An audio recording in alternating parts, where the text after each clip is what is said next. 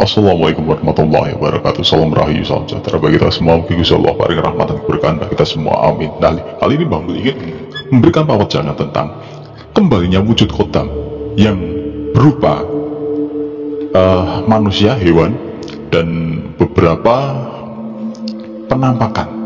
Itu apakah memang semakin tua semakin sakti, Pak? Nah, itu pertanyaannya ya.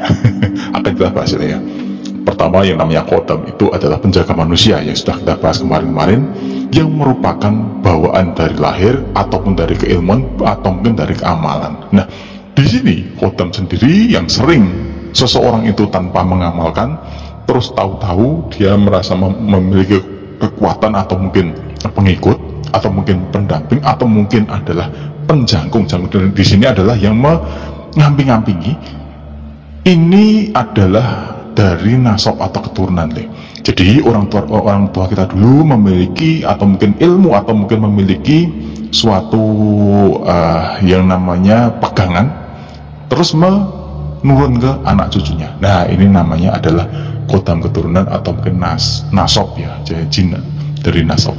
Nah, khotam ini termasuk dari bangsa jin lah. Nah, dalam suatu adegan di mana di film KKN Desa Penari itu sosok Mbah Dok ya, itu yang Mbah diperlihatkan itu adalah khotam pendamping nur yang sosoknya adalah seorang wanita tua dengan nun sewu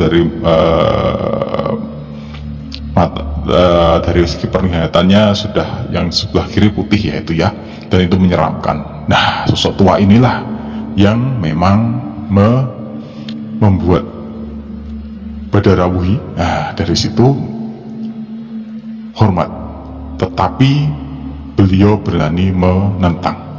Nah, pertanyaan di sini, apakah yang namanya sosok tua itu apakah lebih kuat? Sebenarnya tidak, Le.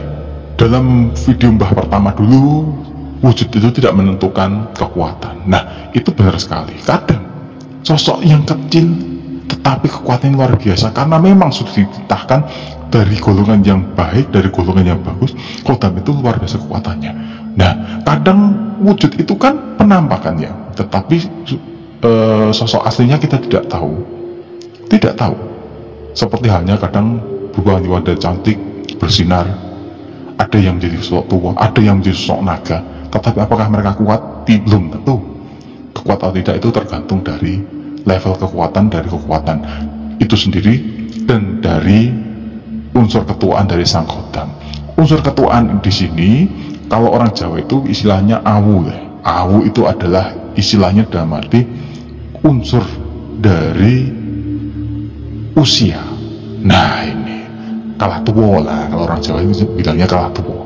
Tapi apakah benar seperti itu? Wallahu alam, Mbah sendiri tidak bisa mengukur. Banyak orang-orang dengan tingkat spiritual yang lebih tinggi atau tingkat kebatinan yang lebih tinggi yang bisa mengukurnya.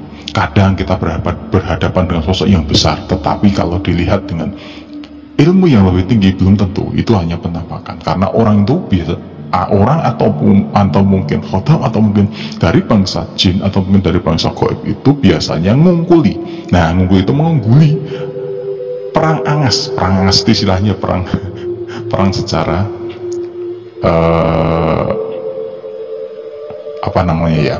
perang secara karakter. Nah, agar mengecilkan nyali atau menciutkan nyali dari lawannya, tetapi sebenarnya kekuatannya tidak di situ. Seseorang kalau dilihat dari pandangan kebatinan yang lebih tinggi, kuat atau tidaknya itu tergantung dari kepekatan aura ataupun energi ataupun warna auranya.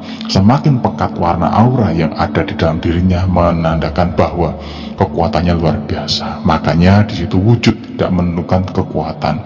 Seperti halnya Mbah sendiri tidak mengetahui apakah di situ ada level yang lebih tinggi, tetapi belum tentu. Kadang kita secara visual ditampakkan bahwa ini wujudnya seperti ini, menyeramkan, tapi belum tentu.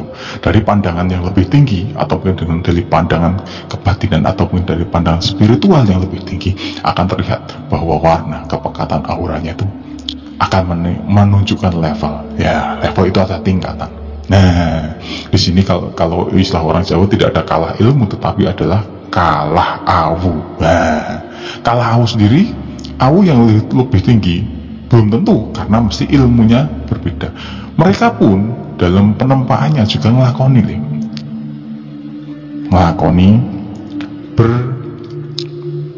belajar ya, belajar menempa diri untuk menggapai suatu tingkatan.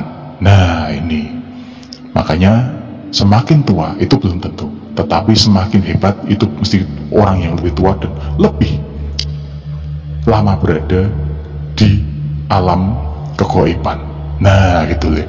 Jin sendiri kan beranak pinak, Kodam sendiri kan mendampingi manusia itu sudah dari bertahun-tahun, bahkan bertahun-tahun, beratusan tahun dari yang lalu. Nah ini sebenarnya dalam terah ilmu kejawen atau ilmu spiritual dalam tingkatan-tingkatan tertentu juga mengenal yang namanya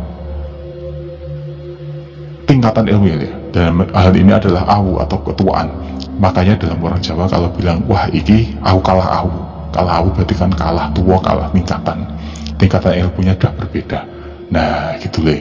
Makanya untuk meningkatkan itu kita harus menggembleng diri. Nah menggembleng diri di sini adalah kita juga menguati diri kita, aura diri kita, menguati diri kita, menambahkan suatu energi dalam diri kita. Menambahkan itu kalau wadahnya juga belum kuat juga tidak bagus deh. Tidak bisa kuat malah kita jadi gila. Nah itu deh. Makanya sosok-sosok di sini belum tentu yang mengikuti kita itu ya juga semakin kuat. Hanya di dalam alam gaib itu ada etika juga. Ketika kita menghadapi sesuatu yang lebih tua, terahnya lebih tinggi dari kita, kita juga harus hormat. Seperti hanya di pantai selatan kan ada penguasa-penguasa dengan tingkatan-tingkatan ya.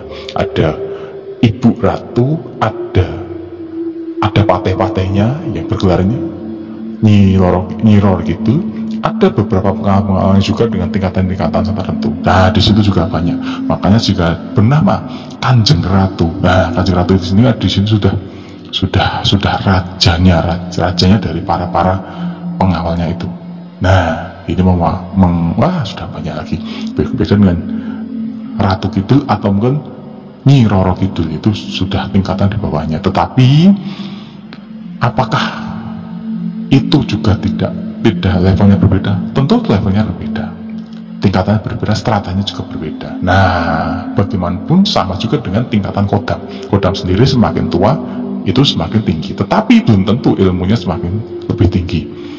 Justru orang manusia dengan kodam yang lebih tinggi bisa jadi dia lebih tua dan otomatis dia lebih lama awune luwih kandel. Nah itu le.